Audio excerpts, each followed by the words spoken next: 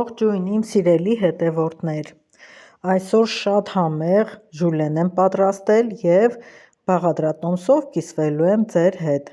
Ժուլենի համար գլխավոր բաղադրիչ են համարվում սունկը և հավի կրծքամիսը։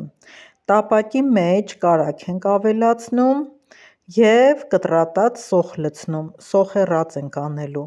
Սոխեռածն անելուց հետո ավելացնում ենք հավի կտրատած միսը հում վիճակում։ Այն պետք է եփվի և տապակվի։ Կափարիչը փակ վիճակում ենք պահում, որպեսզի հավի կրծքամիսը եփվի։ Եփվելուց հետո պետք է ավելացնենք կտրատած շամպինյոնը։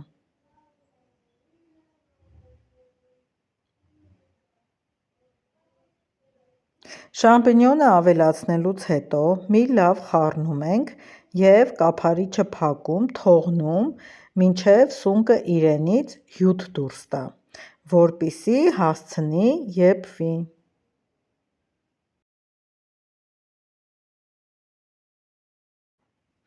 Մինչև սունկը կեփվի, այդ ընթացքում ես կքերեմ պանիրը, այստեղ արդեն սունկը եփված կլինի, հետո կավելացնենք նաև մնացած բաղադրիչները։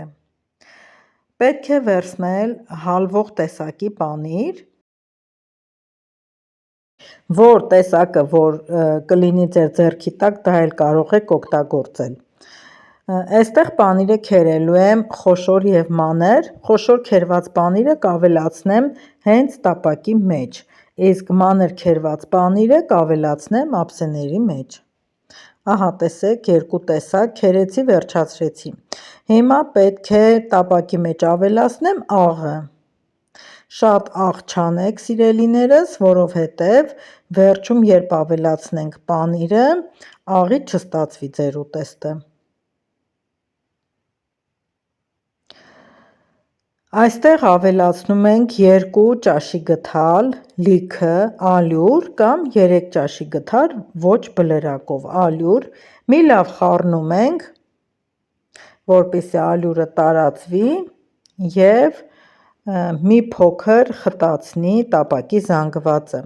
որպեսզի այստեղ ավելացնենք սերուցք և արգանակ։ Այդ երկուսը ավելացնելուց հետո եռալու ընթացքում ընդհանուր այս մասսան պնդելու է, խտանալու է և թանձրանալու է։ Մեկ սուրճի բաժակ կաթ ավելացրեցի և սերուցք։ Սիրելիներս, ցանկալի է ժուլենը պատրաստել հատուկ ճաշատեսակների համար նախատեսված սերուցքով, մինչև 10-15%-անոց։ Ես այստեղ տանը սերուցք ունեի, ևս մեկ անգամ փորձել էի և ոչ մի տարբերություն չէի զգացել, դրա համար ավելացրեցի 33%-անոց սերուցքից, էլի շատ համեղ է ստացվում։ Այս ամենը խառնելուց հետո ավելացնում եմ վերջնական նաև խոշոր քերված պանիրը, մի լավ խառնում եմ և գազը պետք է անջատենք, կրակը անջատում ենք և թողնում ենք լցնենք ամանների մեջ։ Ահա սիրելիներս, տեսեք ինչքան գեղեցիկ հատուկ ժուլենի համար ափսեներ եմ ճարել, իրենք շատ փոքրիկ են, պատկերացրեք մեկ սուրճի բաժակի տարողություն ունեն երևի, մոտավորապես 80-ից 100 միլիի չափով։ Հիմա եփված ժուլենը կտեղավորեմ այս ափսեների մեջ և տեղավորելուց հետո պետք է դնենք ջեռոցը։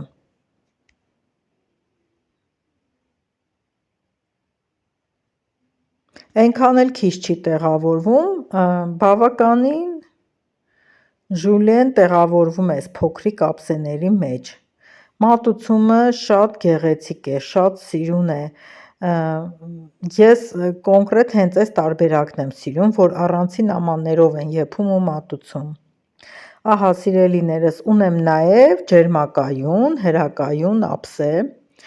Այս հատիկավոր ժուլեները փոքրիկ ափսեներով կտեղավորեմ այդ մեծ հրակայուն ափսեի մեջ, որպեսզի տեղափոխեմ ջեռոց։ Եթե ձեզ մոտ կավելանա մի փոքր հատված, կարող եք առանցին ափսեով դնել կամ հենց տապակի մեջ էլ թողնել, կամ տապակով դնել ջեռոցը, որպեսզի պանիրը հալվի ու կարմրի։ Տեղափոխում ենք ջեռոց 150 աստիճանի տակ և թողնում ենք մի 10-ից 15 րոպե, որպեսզի այս երեսի լցված պանիրը հալվի,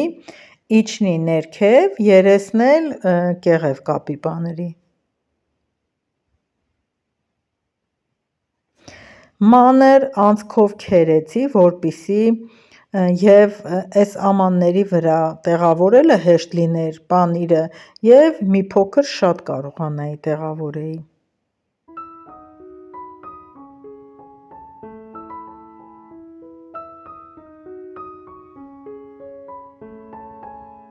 Ահա, լցրեցինք, վերջացրեցի, հիմա տեղափոխում ենք ջեռոց։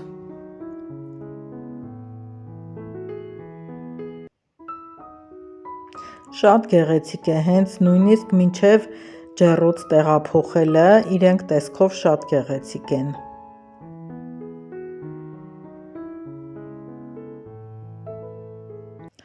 Սիրելիներս, ուրեմն ջեռոց տեղափոխելուց դեռ լավ չէր հալվել,